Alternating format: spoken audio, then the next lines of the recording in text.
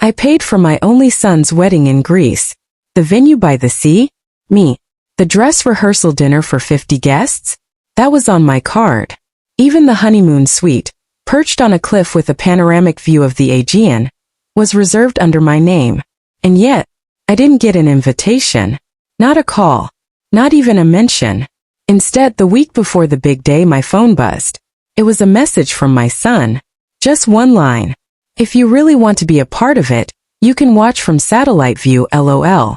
That was it. Just that message. Followed by radio silence. I sat there holding my phone, reading his words over and over, like my brain needed time to catch up with what my eyes had just seen. It didn't make sense. This wasn't a distant cousin or a casual acquaintance. This was the boy I raised. The child I held through fevers. The teenager I stayed up waiting for during late-night football practice. The man whose college tuition I covered. The man whose dreams I protected, sometimes more than my own. And now? I was a ghost. Worse, an inconvenience. I didn't respond with rage. I didn't beg for a seat at a table I helped pay for. I simply replied, "Enjoy." Then I turned off my phone, booked a quiet cabin 2 hours outside the city, packed a single bag, and disappeared from their perfect wedding weekend without a single trace. The next morning I woke up to 12 missed calls. Then 21. By the time I'd finished my coffee, the number had climbed to 36. His name flashing across my screen again and again. I watched it ring and let it go to voicemail.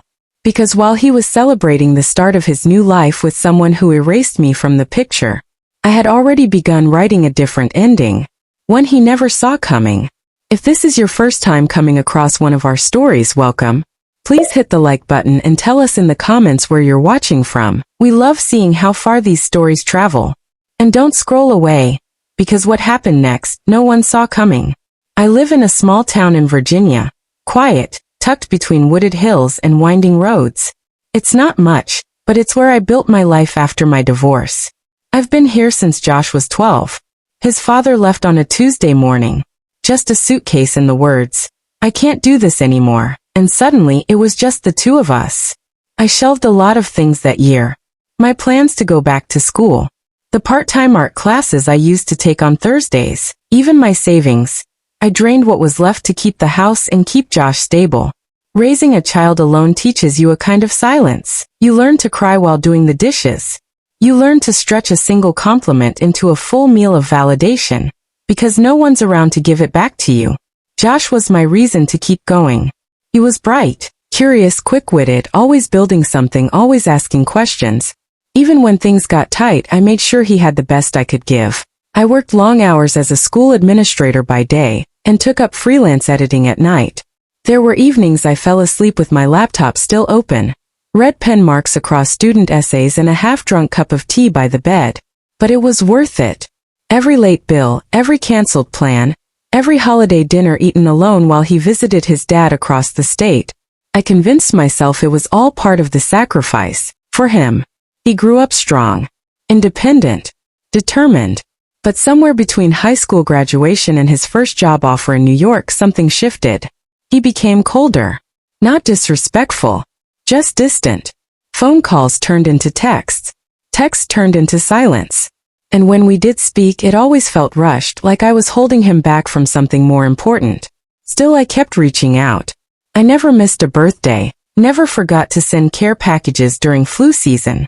I even mailed him fresh-baked cookies when he started dating Emily. She'd posted them once on her Instagram, carefully cropped to show the packaging, not the note I'd tucked inside. The first time I met her, I noticed how perfectly she presented herself. Every strand of hair was intentional, every smile calibrated. She spoke with the kind of confidence that fills a room before anyone else enters. And yet, under all that poise, I felt something unsettling. She was courteous, but uninterested. She asked about Josh's childhood, but only to compare it to what they'd be doing next. She had big ideas, big dreams. She talked about networking circles, destination parties, brand partnerships. I remember sitting across from her at dinner, listening to her explain why they wouldn't be having a traditional wedding, and how she wanted it to feel global, but exclusive. Josh just nodded. He barely looked in my direction. I chalked it up to growing pains. Maybe he was trying to find his place in her world. Maybe he was just busy. But then small things began to stack up. When I'd call, she'd be the one to answer, explaining how Josh was on a quick call, or completely swamped. Family dinners turned into awkward brunches where she steered every conversation. She had a way of smiling at me that felt more like a warning than a welcome. Still, I didn't push. I told myself, let them be happy. If I just gave them space, things would settle. I didn't know then that I was being gently moved out of the picture. Not pushed. Not shoved. Just erased. By the time they announced their engagement, I found out through a Facebook post. The photo was beautiful. Sunset over Santorini, her hand outstretched with a sparkling ring. The caption read, he asked. I said forever. I stared at the screen for a long time. Then I left a comment. Just a heart emoji. No one replied. Still, I smiled through it. I called him later that week and told him I was happy for them. I even offered to help with the planning. He sounded distracted, like the wedding wasn't even a big deal to him. He said Emily was taking the lead on most things, and that was the beginning of my slow removal. Every suggestion I made was met with polite resistance. Every offer to assist was gently redirected. They spoke about venues and guest lists like I was just another vendor, not the woman who'd raised him. I told myself it was just wedding stress, that eventually he'd come back around. But something told me I was no longer welcome. Not just from the wedding, from the life I helped him build. And what came next would confirm everything I had refused to believe. I wish I could tell you there was a moment, a clean break, a sharp turn, when things changed between Josh and me. But it wasn't like that. It was slow, subtle, like the quiet dimming of a light you don't notice until you're sitting in the dark. After the engagement, our conversations became shorter, then fewer. At first, I thought it was just wedding planning. That's what he told me. Things are hectic right now, Mom. We'll talk soon. But soon never came. If I texted him, it was Emily who answered.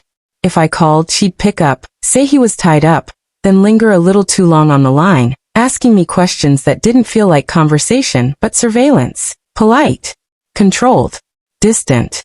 She'd mention things they were planning, but never invited my opinion. We're thinking of a mountaintop ceremony, or maybe something by the ruins. We'll see what fits our vision. Our. Not his. Not ours. Just hers. I was turning into a footnote in my son's life, the kind people nod at politely but never quote, and I couldn't bring myself to push. I didn't want to be the overbearing mother, the stereotype, the problem, so I swallowed the discomfort. I kept reaching out, even when it felt one-sided. I offered to connect them with my travel agent. I researched venues.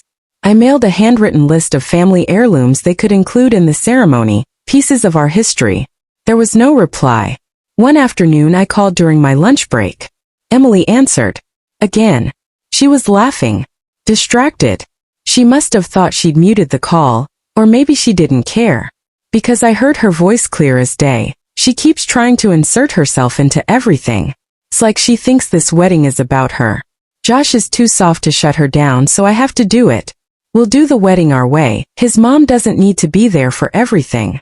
That sentence. It landed like ice against the back of my neck. I remember standing in the school parking lot, phone still pressed to my ear, listening to her laugh. That high, sharp laugh that sounded more like a performance than joy. I hung up before she realized. And for a moment I couldn't breathe. Not because I was shocked, but because a part of me already knew. Still, I didn't confront her. Didn't even mention it to Josh. I told myself, this isn't about me. Let it go. Be gracious. I wanted to be above it. To believe that, in the end, love would rise through the noise. That Josh would remember. I convinced myself that Emily was just overwhelmed. That people say careless things when they're stressed. That maybe, just maybe, I'd misheard. But deep down I knew better.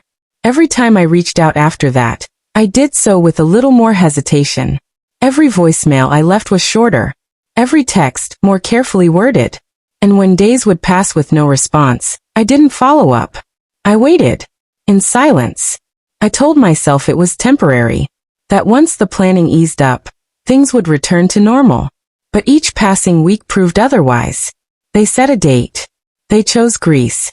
They sent out save the dates. I only knew because one of my former colleagues forwarded me a screenshot.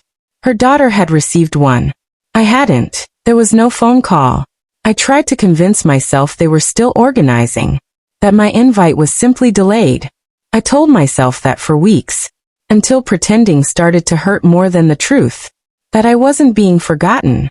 I was being removed, piece by piece, smile by smile, step by step. And still, I stayed quiet. Not because I agreed. Not because I wasn't breaking. But because I had spent my entire life loving this child. And I wasn't ready to believe he could unlove me this easily. I didn't want to force my way in. I just wanted to matter. To feel like I wasn't being left behind in the very life I helped build. So when Josh finally returned one of my messages, brief, almost mechanical, I didn't waste time on disappointment. I saw an opening. A chance to stay connected. To be useful. I asked how the planning was going. He said they were looking at places in Greece, Santorini or Mykonos, somewhere with good light and Instagram potential, Emily had apparently said. I told him I'd been to Greece once, long before he was born. I said I still had connections through a travel agent I used to work with. And before I could finish my offer, he interrupted. Actually, that would really help. We're a little tight right now. That was all I needed. Finally, something I could do. A door, half open. I pushed gently. Within a week, I'd spoken to the agent, made calls, secured deposits. The cliffside venue with cascading views of the caldera, booked. Catering package locked in with a menu that reflected both Greek tradition and modern tastes. Flight vouchers reserved for 5 key guests they wanted to bring over from New York. I didn't flinch when I wired the money. Didn't hesitate when my savings dipped lower than I liked. This was an investment in something bigger than a wedding. It was my way back into my son's life. I sent them the confirmations, PDFs, receipts, every detail organized in a folder. No response that day. Or the next. Then a text. From Emily. Just 3 words. Thanks, we appreciate it. No call. No warmth. Not even an acknowledgement of what I'd just done. I waited. Thought maybe Josh would follow up.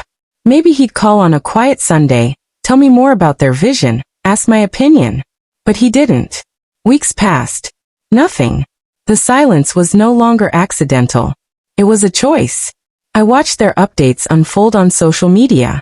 Bridal fittings, custom invites, bachelorette plans in Portugal. None of it included me. I'd become the invisible sponsor. Good enough to fund the celebration. But not good enough to be celebrated with. At work, I smiled through meetings.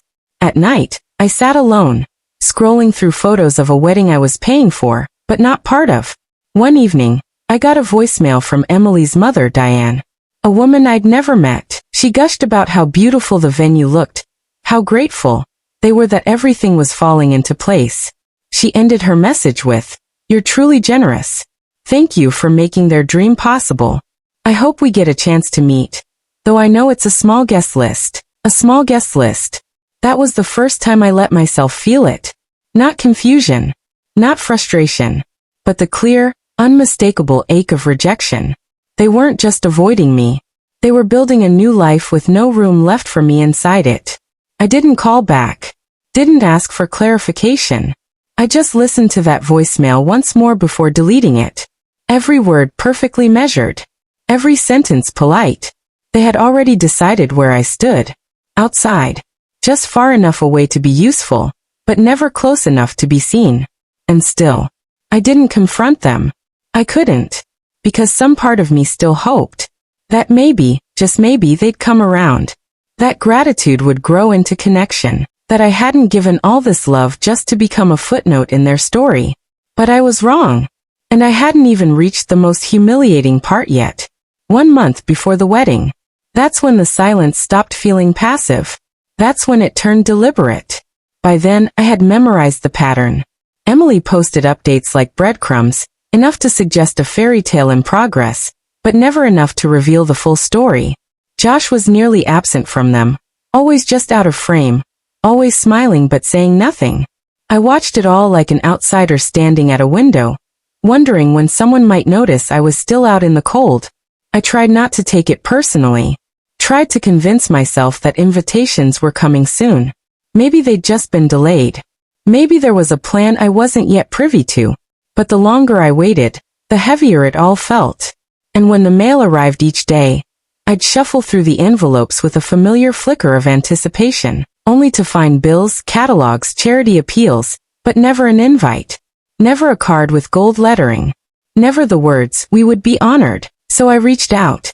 I called one evening while the sun was setting, just as the light hit the porch in that golden way that makes everything feel a little softer. Josh didn't answer. Emily did. She sounded upbeat, rushed, distracted. In the background, I heard clinking glasses, laughter, the echo of celebration. I told her I'd noticed flights were starting to book out for Greece, and wondered if they needed help arranging any travel details. I said I still had a few points saved, maybe I could book theirs or help with the group transport. There was a pause. Not long. Just long enough to sharpen the air between us. Then she laughed, lightly, like she was brushing away something uncomfortable. "Oh, that's sweet. But we're keeping it very intimate. No extended family. Just our closest circle. Extended family." She said it like a category I'd fallen into without noticing. Like I was a cousin twice removed. Not the woman who had raised him, clothed him, shielded him from the storms of life with my bare hands. I didn't argue. I just said, "I see." Because I did. I saw it all clearly now. This wasn't an oversight. This was a decision. A decision to erase me gently. To thank me for the money, and then move on without the inconvenience of my presence. I ended the call politely. Even said I hoped everything went smoothly. Hung up. Sat still. That night I didn't cry.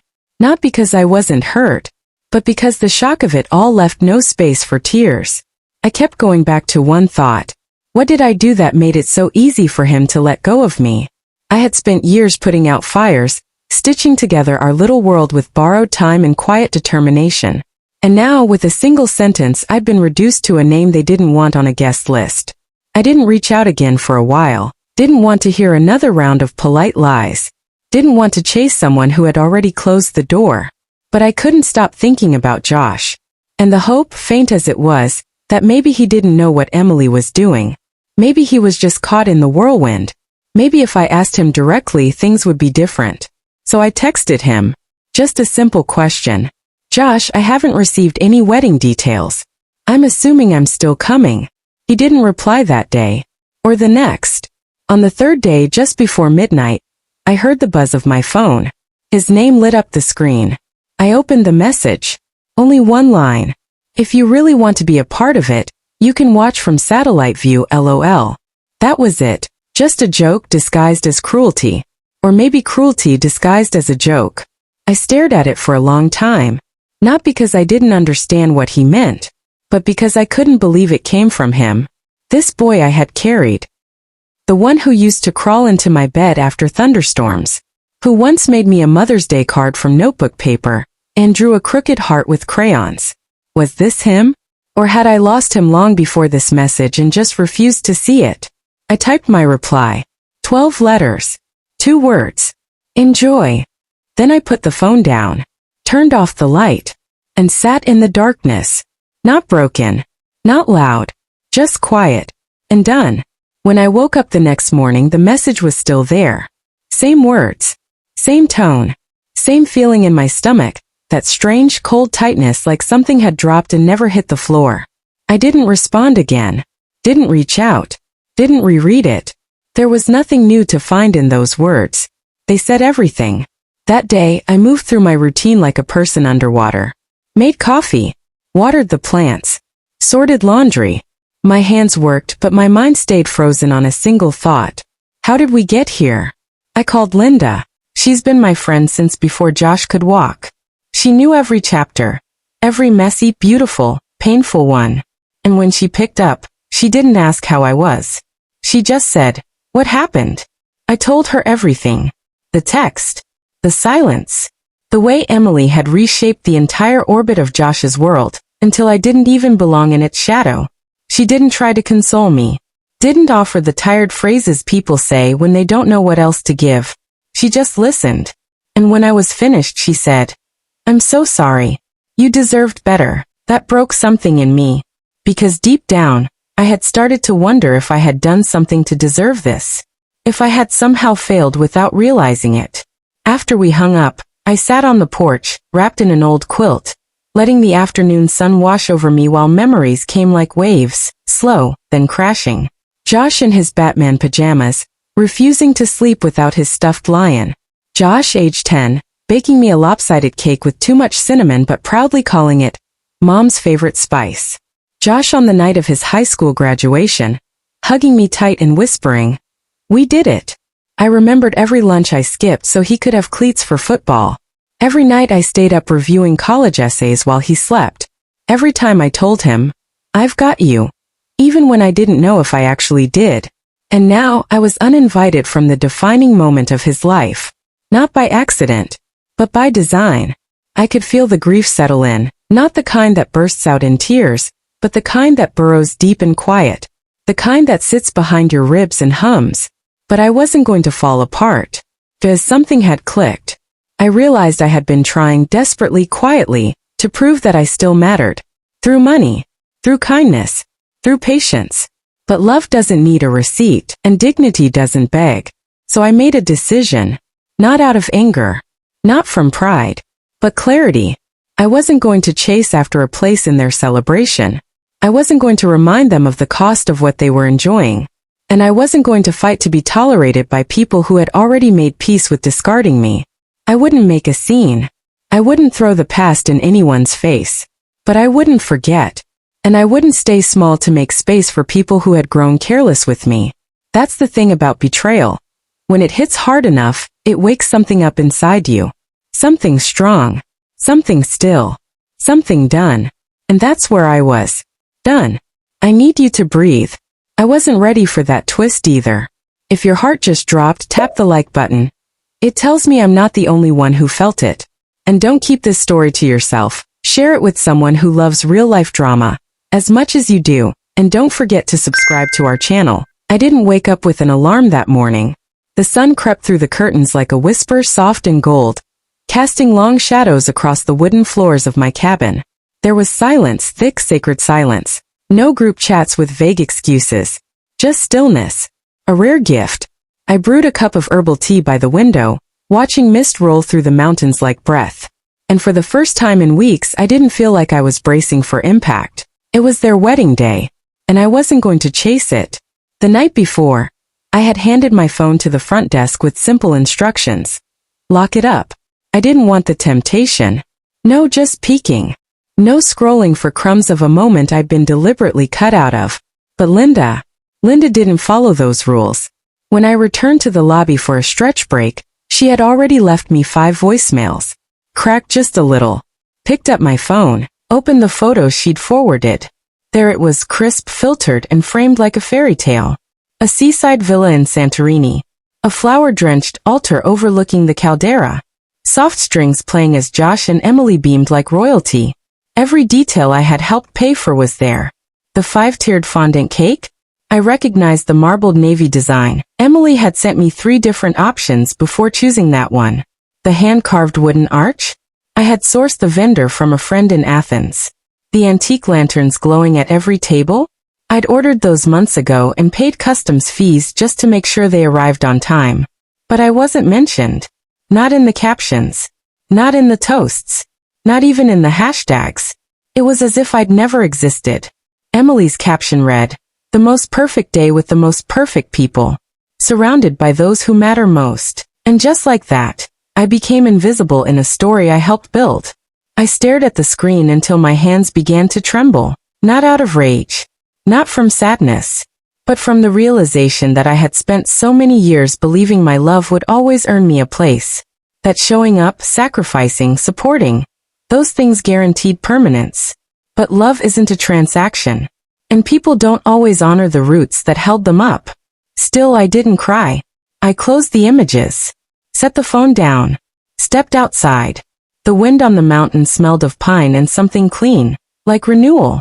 There was a stillness in the air that felt like a boundary, drawn not in anger, but in clarity. I found a quiet spot on a rock ledge and just sat. I let my back rest against the earth. And I told myself a truth I'd been avoiding. You weren't invited. But you're still here. I didn't light a candle or say a prayer. But in that moment, something inside me shifted. I wasn't going to shrink. I wasn't going to spiral. I was going to reclaim something. Something they couldn't take. My peace. So I gave myself what they refused to offer me. Presence, rest, and dignity. No performative posts. No begging for recognition. Just me and the silence and the understanding that I had loved deeply, but it was time to love differently now. Not backwards. Not toward them. But toward myself. When I returned home, the world felt louder. The birds, the roads, the creaking of my front door. Everything echoed like it had been waiting for me. But nothing made more noise than my phone. The screen blinked to life the moment I turned it on. 32 missed calls, 14 voicemails. All from Josh. I didn't listen right away. I sat the phone down like it was something fragile, volatile. A relic from a version of life that no longer fit. Eventually, curiosity chipped away at my restraint. The first voicemail was tight with frustration. Why would you just disappear, Mom? Why are you acting like this is such a big deal? The second, cold, sharp. You always make things about you. Maybe this is why Emily didn't want you around. The third broke something in me. His voice cracked. Mom, Emily's parents are furious. They pulled the final check. They didn't know you paid for most of it. Now they're saying we misled them. He kept going. I didn't know they'd care that much. The wedding planner called this morning. She said our photos are being pulled from the promo deal. Sponsors don't want the drama. By voicemail 7, his tone had shifted. No more defiance, just panic. Can we talk? Please. Emily's in tears. Her parents are embarrassed. This whole thing is falling apart. I paused. Rewound that line. Her parents are embarrassed, not for excluding me, but because the truth leaked. Linda had posted a quiet caption on her private page. One photo of the retreat we took. Just us and the view. The caption read, "Peace is not the absence of noise, it's the absence of betrayal." Proud of this woman. She didn't tag me, didn't name names. But people talk. Someone connected the dots. Someone knew the story behind the venue. The cake. The silence. And from there, the truth unspooled like thread. Emily's family, once so smitten with her perfection, started asking questions. Questions she couldn't spin. Questions she couldn't dodge. Apparently, her mother called her cruel, to her face. Her father emailed Josh directly. You let this happen to your mother, and now you want us to applaud? The wedding planner, who had once called Emily her dream bride, sent a brief but brutal message. We've decided not to feature your event. Our brand can't endorse exclusion. The dominoes were falling. And all I had done was nothing. Just silence. And silence, it turned out, was louder than I imagined. I didn't respond to Josh. Not yet. I needed time. Not to punish. Not to withhold. But to measure the weight of everything I'd carried for years. Birthdays celebrated alone. Milestones shared through screens. Love given with no safety net. I wasn't bitter. I was tired. And I was finally choosing rest over rescue. I placed the phone in a drawer. Shut it gently. Then I made myself dinner. Something warm. Something comforting. And as I sat by the window, the sky turning to lavender, I told myself, this is not the end. This is the opening of a quieter chapter. And maybe the beginning of my story being told on my terms. I waited 3 days before I wrote back. Just one line. No anger. No explanation. Thank you for the update. I hope it was worth it. I imagined the silence on his end. How those 8 words would land. Not loud like thunder, but sharp like glass breaking in a quiet room. He didn't respond right away. But by nightfall the calls resumed, shorter this time, more confused than frantic. I didn't answer. I had nothing more to give. He hadn't realized yet, not fully. But he would, because while they were drinking champagne in Santorini, posing barefoot on whitewashed terraces, tagging influencers in their curated happiness, something else was unraveling behind the scenes. The honeymoon package, the one they were so sure was prepaid? It wasn't. At least not anymore. I'd had the wire transfer reversed. Not out of pettiness. Out of principle. The funds were sitting in a separate account now. Untouched. Unclaimed. Protected. And the trust account? The one I'd arranged as a wedding gift, quietly notarized with a lawyer, Set to activate on the day of their ceremony? Terminated. I canceled the documents the morning before they said their vows. Not out of revenge. Out of clarity. They didn't want me at the wedding. They didn't want me in the pictures. They didn't want my name in the room. So they wouldn't have my name on the paperwork either. It wasn't vengeance. It was alignment. What they asked for I finally gave them. Total distance. Complete separation. Emily had called it intimate. Now it was. She and Josh had built something on exclusion. But what they didn't realize was that exclusion costs. Not just emotionally. Not just spiritually. Tangibly. No photographer discount. No travel perks. No trust. Because all those things had been tied to me. And now untied, they floated away. That evening, Josh called again. This time, he left no voicemail. Then Emily sent a message, her first direct communication in months. It was just 4 words. What did you do? I stared at it for a long while. Not because I didn't know the answer, but because I finally understood something. She wasn't asking out of concern. She was asking out of disbelief. That I, the quiet one, the agreeable one, the mother they assumed would bend until I broke, had simply stopped playing. I never replied. I didn't need to. Truth doesn't shout. It sits in the corner, composed, undeniable, and lets everyone else catch up. And I had finally caught up with myself. I didn't have to lift a finger. The unraveling began on its own. Emily, ever the strategist, posted a carousel of curated photos. Santorini cliffs. Windblown veil. Sunset kisses. It had all the polish of a bridal magazine cover. She tagged every brand she'd courted for months. Makeup sponsors, the dress company, the jeweler, even the luxury resort that hosted them. For a moment it looked like she'd won. Thousands of likes poured in. Fire emojis. Dream wedding comments. But then something shifted. Started with one question. Innocent. Probably from another mother. Where's the groom's mom? That comment floated quietly beneath all the glitter. Then another. Didn't she raise the groom? Why wasn't she in a single photo? A few hours passed. More questions followed. Then came the leak. I don't know who shared it, but someone had a screenshot of the message. The one Josh sent me before the wedding. If you really want to be a part of it, you can watch from satellite view LOL. It hit the comments section like a dropped match in dry grass. The tone of the thread flipped overnight. People stopped fawning and started asking, what kind of bride lets this happen? She took her money and erased her from the wedding? Cold. This is beyond petty. This is calculated cruelty. And then someone recognized the cake. A custom design from a boutique baker in New York. I'd commissioned it. Another comment attached a catering receipt, leaked from a staff member, confirming my name on the deposit line. Now it wasn't just family drama. It was a scandal. An influencer wedding exposed. People began tagging the very brands Emily had flaunted. Some went silent. Others quietly untagged themselves from her posts. Then came the real blow. A popular bridal page reposted the story, blurring names, but not enough to hide the details.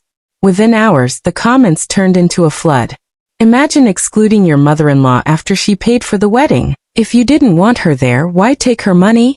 She deserved better. Every mom watching this is fuming. Emily tried to salvage the wreckage. She changed captions, turned off comments, deleted a post. But it was too late. Her brand deals stalled. One by one, the sponsors began stepping back. A dress designer issued a statement, distancing themselves from a recent collaboration no longer aligned with our values. The resort account deleted their reshared content. Even the bridal magazine that had once hinted at featuring her story? Quiet. And through it all, I didn't say a word.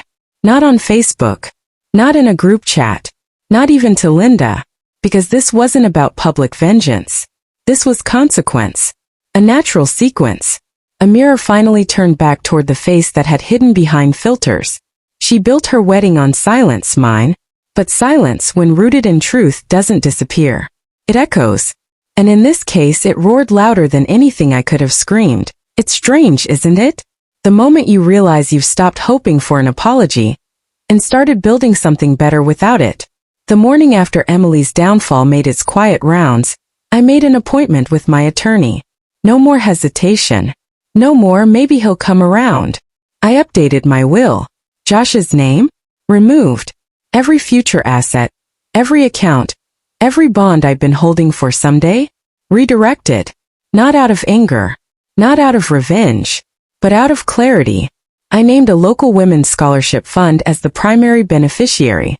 A foundation helping young women, many of them single mothers or first-generation students, get the education no one ever handed them. I asked my lawyer to attach a note. A simple inscription to be shared with the recipients someday. This gift comes from a woman who believed in rising quietly, even when others tried to bury her spirit. May you rise too. I wrote a letter, one that will never be mailed, but lives tucked inside my desk drawer. Addressed to Josh. You taught me something powerful. Family isn't about blood. It's about respect. And when that's gone, so is the bond. I gave you everything I had, even when I had to stitch my own wounds in silence. But you chose someone who smiled while carving me out of your life. That choice has consequences, not just in dollars but in memory. And someday, when you reach for what I tried to leave you, you'll find the space where it once was. Empty. Like the seat you left for me at your wedding. I signed it without shaking. After that, I didn't cry. I didn't replay the what-ifs. I didn't scroll through old photos wondering where I went wrong. I poured myself a glass of hibiscus tea. I walked out to my garden. And I watered the roots I'd planted long before Josh ever left home. Linda came over that afternoon with lemon muffins and her usual firecracker laugh. We sat on the patio, sun warming our shoulders, bees dancing between lavender stalks. She asked me, "So what now?" I smiled. Really smiled. The kind that didn't need to be faked. I lost a wedding, I told her. But I found peace. And that was the moment I knew I hadn't lost at all. Because peace? It's not loud. It doesn't make headlines. It doesn't demand centerpieces or guest lists or glitter. It just is. It wraps around your soul like a soft shawl, and stays. And that was how I took back my power without raising my voice. If this ending gave you chills or left you speechless, hit subscribe and turn on the notification bell. Because my next story might just be even wilder. And please drop a comment below. I read every single one.